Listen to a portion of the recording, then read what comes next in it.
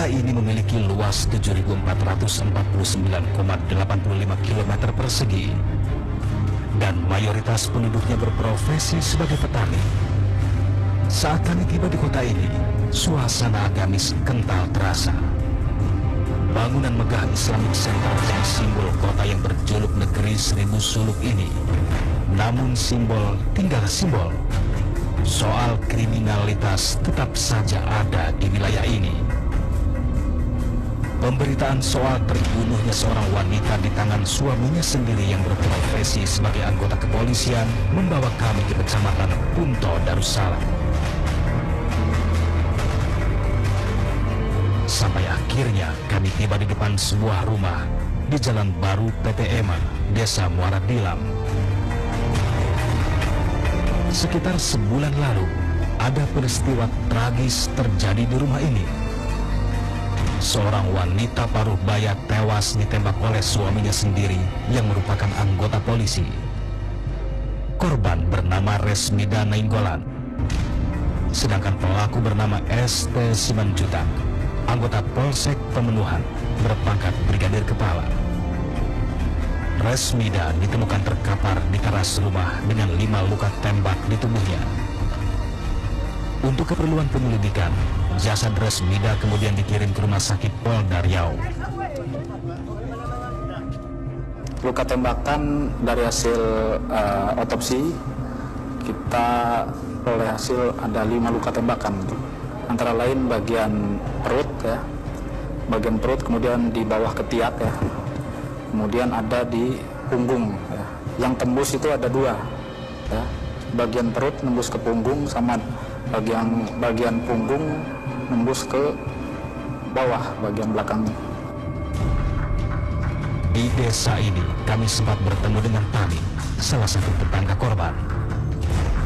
Saat peristiwa itu terjadi, kami sempat mendengar suara letusan. Waktu masih jam 9 pagi itu masih nyuci, dengarlah suara, entah apa, pikirku nggak berpikir kalau ini suara lah dia ledakan gitu. Tapi nggak berpikir kalau suara ini suara apa, tembakan ini. Terus masih aja teruskan nyuci aja, bunyi kan, dor gitu. Nah, nggak sebentar nanti dor gitu 2 kali. Terus apa lanjut lagi lah dia. Tapi apa jarak dia. Nggak langsung dia ditembakkan langsung gitu, enggak. Selain Tami, orang yang sempat melihat kejadian mengerikan itu adalah Sri Rohani. Sri masih ingat betul apa yang ia lihat saat itu. Saya kan ngantar anak saya sekolah, pulangnya mau tempat adiknya depan situ. Jadi tengok kok ibu itu manggil-manggil, entah manggilnya entah Ma Aska, entah Ma Wildan gitulah. Entah ada 3 kali gitulah, dia minta tolong dulu Ma Aska gitu. Jadi aku kan kaget gitu, kok ibu itu kok tergeletak minta tolong gitu. Jadi aku takut mau belok, langsung aku tempat adik tadi.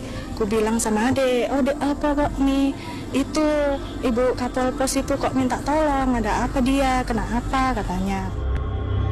Melihat pemandangan yang cukup mengerikan, Sri pun meminta pertolongan warga. Kami langsung manggil warga, Pak. Langsung manggil warga. Warga datang, udah rame orang baru nengok. Iya. Terus apa yang Mbak lihat? Iya, nengok ibu itu udah berdarah-darah gitu. Cuma udah nggak bersuara ibu itu. Posisinya gimana? Dia posisinya waktu meninggal itu ya gini lah dia. Iya. Sementara itu, aparat kepolisian Resor Rokan Hulu terus melakukan pengejaran terhadap ST Simanjuntak. Sampai akhirnya anggota Polsek Pemenuhan ini ditangkap di Kabupaten Ketapang, Kalimantan Barat. Tersangka atas nama Santoso Simanjuntak ya, pangkat Bribka, anggota Polri aktif, bertugas selaku Babin Kamtibmas ya di desa Kepenuhan. Lantas, kenapa Bribka ST Simanjuntak tega menghabisi nyawa istrinya sendiri? Dan apa motifnya?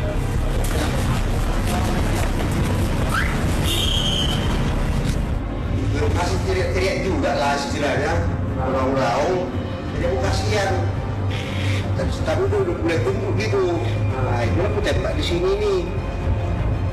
Orang tembak mau kepala aja, di sini kan. Terakhir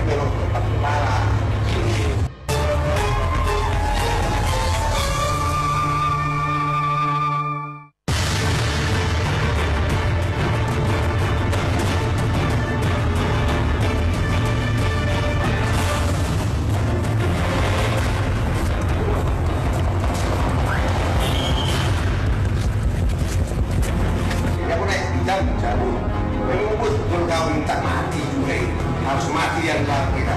Tidak tahu akhir mati. Tidak tahu.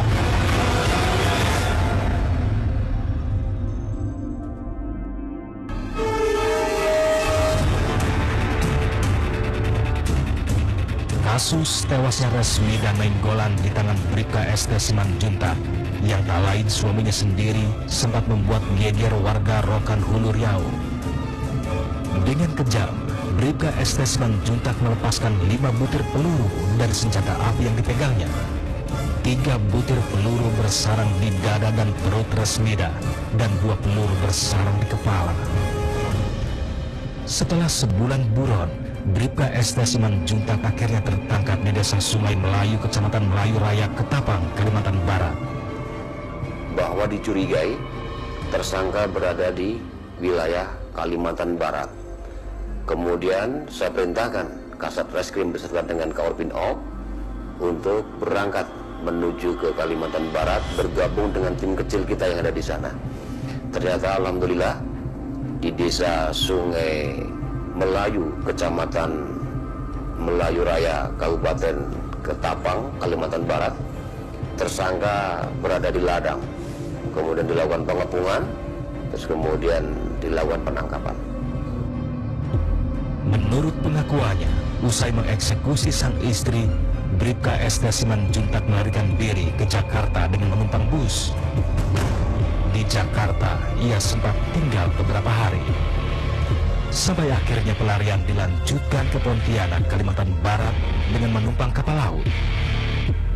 Dan di Pontianak, Bribka ST Simanjuntak dijemput oleh kerabatnya menuju Ketapang. Dan di Ketapang, akhirnya pelarian Pak Polisi ini berakhir. Bribka ST Simanjuntak sengaja berpindah-pindah agar jejaknya tidak terlacak oleh polisi yang memburunya. Memang faktanya demikian, karena tersangka ini tidak menetap lama dalam satu tempat.